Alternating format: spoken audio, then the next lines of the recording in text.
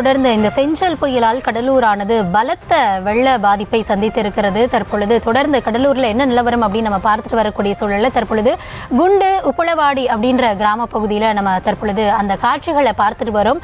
வெள்ள நீரானது நகர் பகுதி முழுவதுமே சூழ்ந்து காணப்படுகிறது. ஒரு ஏரிக்குள்ளாக குடியிருப்புகள் இருப்பதை போல தென்படுகிறது. இது குறித்த விவரங்களுக்காக களத்திலிருந்து இணையவிருக்கிறார் எம்முடைய செய்தியாளர் ராஜேஷ். தொடர்ந்து இந்த மழை பாதிப்பு இருக்கக்கூடிய பல்வேறு மாவட்டங்களுக்கு பயணப்பட்டு நீங்க கள சூழல் என்னவாக இருக்கிறது அப்படின்றது விவரித்துட்டு இருக்கீங்க. நீங்க இருக்கக்கூடிய கடலூர் பகுதியில இப்பவே நம்ம பார்த்தோம் அப்படின்னா மார்பளவிற்கு தண்ணீரானது வந்துவிட்டது. இருந்தாலும் மக்கள் அங்கே இருக்காங்களே, அவர்கள் பாதுகாப்பான பகுதிகளுக்கு அவர்கள் வெளியேற்றப்படவில்லையா?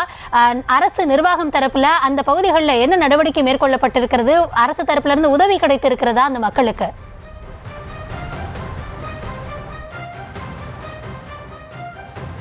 கௌதமி, மிக சரியா சொன்னீங்க. ஏரியில வீடு இருக்கிற மாதிரியான ஒரு தோற்றம் தான் இங்க இருக்கு. ஆனா இது நல்ல குடியிருப்பு பகுதி. இத்தனைக்கும் கலெக்டர் ஆபீஸ்ல இருந்து கிட்டத்தட்ட 1 கிலோமீட்டர் தொலைவில் தான் இந்த கிராமங்கள் இருக்கிறது. இந்த குண்டு உப்பளச்சாவடி என்று சொல்லக்கூடிய ஊர், அருகில் இருக்கக்கூடிய மற்ற ஊர் போன்றவையெல்லாம் இதே போன்றுதான் வெள்ளத்தில் தத்தளித்துக் கொண்டிருக்கிறது. குறிப்பாக இந்த பகுதியில் பார்த்தீங்கன்னா நாம இருக்கக்கூடிய பகுதியில் இடுப்பளவுக்கு தண்ணீர் இருக்கிறது. இன்னும் நாம் உள்ளே சென்றால் கழுத்தளவுக்கு தண்ணீர் இருக்கிறது. நீங்க பாருங்க, அப்ப ஒரு பாட்டியம்மா வந்துட்டு இருக்காங்க, பொதுமக்கள் வந்துட்டு இருக்காங்க. ஒவ்வொரு பகுதி மக்களையும் மீட்டு கொண்டு வராங்க. அவங்களுக்கு அவ்வளவு தண்ணி இருக்கு, கிட்டத்தட்ட இடுப்பு அளவு தண்ணி, கழுத்தளவு தண்ணி. இப்ப இங்க இருந்து மீட்டு கொண்டு போயிட்டு இருக்காங்க. அவங்க கிட்ட நம்ம பேசலாம். இப்ப இந்த பகுதியில இருந்து நீங்க போயிட்டு இருக்கீங்க. உங்க வீட்டுல எவ்வளவு தண்ணி இருக்கு, என்ன விஷயமா? ஹலோ, வணக்கம். நாங்க குண்டுப்பிளாடி உச்சிகாலிமன் கோயில் தெருவுல இருந்து பின்பக்கம் பரசுராம நகர் புது தேர்வு 2500 குடும்பத்துக்கு மேல நாங்க இங்க இருக்கிறோம். இருந்தாலும் எங்க பெட்டு, கட்லு, பீரோ, பிரிச்சு எல்லாமே பாழா போயிடுச்சு. ஒன்றும் எங்களுக்கு வாழாதாரம் குடும்பமே போயிடுது. ஒன்றுமே கிடையாது. ராவிக்கு கஞ்சி காய்ச்சி குடிக்கணும்னாலும் ஒன்றுமே கிடையாது. நீங்கள் எங்களுக்கு ஏதாவது ஒரு ஏற்பாடு பண்ணுங்க. நாங்கள் அதை தான் கேட்டுக்கிறோம். இங்கே புது தேர்வு பரசுராம நகர் குண்டு உப்பளாடி. நாங்கள் இங்கே ஒரு 2500 குடும்பத்துக்கு மேலே இருக்கோம். ஆனால் ஆற்று ஒட்டா இருக்கிறோம். எங்களுக்கு பூராவே மேடு பகுதி கிடையாது, பள்ளம் பகுதி தான். எங்களை எப்படியாவது நீங்க தான் ஒரு உதவி பண்ணி எங்களை காமந்து பண்ணணும். ஆமா, இப்ப உங்க வீட்டுல மட்டும் தண்ணி இருக்கா, உங்க வீட்டை சுத்தி எல்லா வீடு சுத்தியே இருக்குது தண்ணி. எந்த வீடு தான் தண்ணி இல்லாத வீடு கிடையாது. எங்க வீட்டுல இப்ப இந்த மட்டும் நான் நனைஞ்சு வந்திருக்கேன்னா அந்த அளவுக்கு இருக்கு. ஆமா, கழுத்து அளவுக்கு இருக்குது. ஆமா, நான் நனைஞ்சிருக்கிற அளவுக்கு இருக்குது. என்னென்ன பொருள் வச்சிருந்தீங்கம்மா? என்ன ஆச்சு? கட்லு, பீரோ, பிரிச்சு, கிரைண்டரு, மிக்சி எல்லாமே வீணா போயிடுச்சு. ஒண்ணுமே இல்ல, எல்லாம் தண்ணியில தூக்கி நிக்குது, தத்தளிக்குது.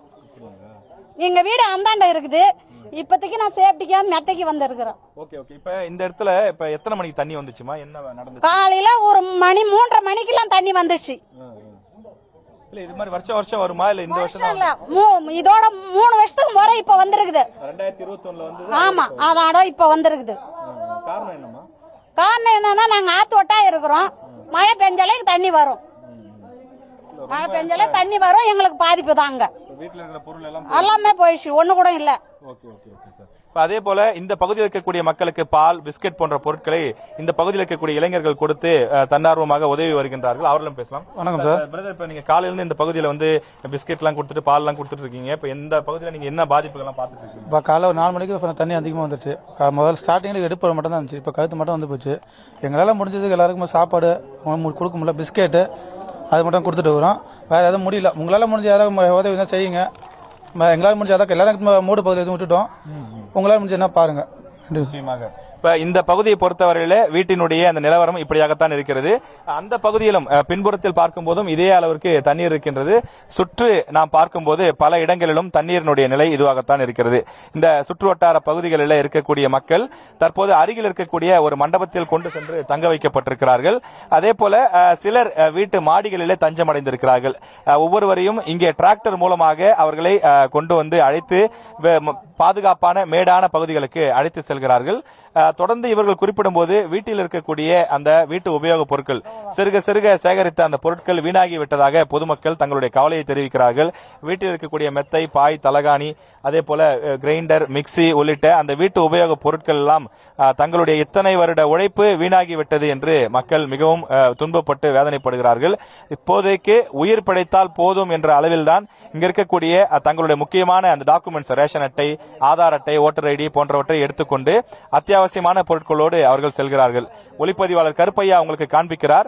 நாம் ஏதோ ஒரு ஏரியிலோ அல்லது ஆற்றிலோ பயணிப்பது போல ஒரு தோற்றத்தை உங்களுக்கு காண்பிக்கும். ஆனால் இது முழுக்க முழுக்க குடியிருப்பு பகுதி. அவர்கள் குறிப்பிட்டது போல 2500 குடியிருப்புகள் இந்த ஒரு கிராமத்தில் சுற்று வட்டாரத்தில் மட்டும் இருக்கிறது. இப்படிப்பட்ட இந்த கிராமத்தில் இது ஒரு பள்ளத்தில் இருக்கக்கூடிய கிராமம் என்று கூட சொல்ல முடியாது. ஆனால் ஆற்றங்கரையை ஒட்டி இருக்கக்கூடிய கிராமம். இந்த கிராமத்தில் வெள்ளப்பெருக்கு ஏற்பட்டிருக்கிறது. சில இடங்களில் லேசாக கரை உடைந்திருக்கின்றது.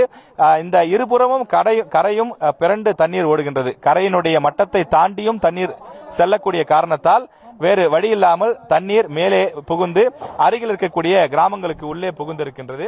இங்க இருக்கக்கூடிய கிராம இளைஞர்கள் ஒவ்வொருவரும் தன்னார்வலர்களாக மாறி பொதுமக்களை மீட்பதற்கான பணிகளில் அவர்கள் ஈடுபட்டிருக்கிறார்கள். உள்ளே முடங்கி போயிருக்கக்கூடிய வயதானவர்கள், குழந்தைகள், கர்ப்பிணி பெண்கள் ஆகியோரை எல்லாம் வெளியில் மீட்டு கொண்டு வருகிறார்கள். அரசு சார்பில் அருகிலேயே நிவாரண முகாம் ஒன்று ஏற்பாடு செய்யப்பட்டிருக்கிறது. அந்த நிவாரண முகாம் மூலமாக அவர்கள் தங்க வைக்கப்பட்டு அவர்களுக்கு உணவு கொடுப்பதற்கும் ஏற்பாடு செய்யப்பட்டிருக்கிறது. இங்கிருந்து சுமார் 1 கிலோமீட்டர் தொலைவிலே அந்த நிவாரண முகாமுக்கு ஏற்பாடு செய்யப்பட்டுள்ளது. அருகில் இருக்கக்கூடிய கிராமங்கள் மற்றும் மற்ற வீடுகளினுடைய நிலைமையும் இவ்வாறாகத்தான் இருக்கிறது.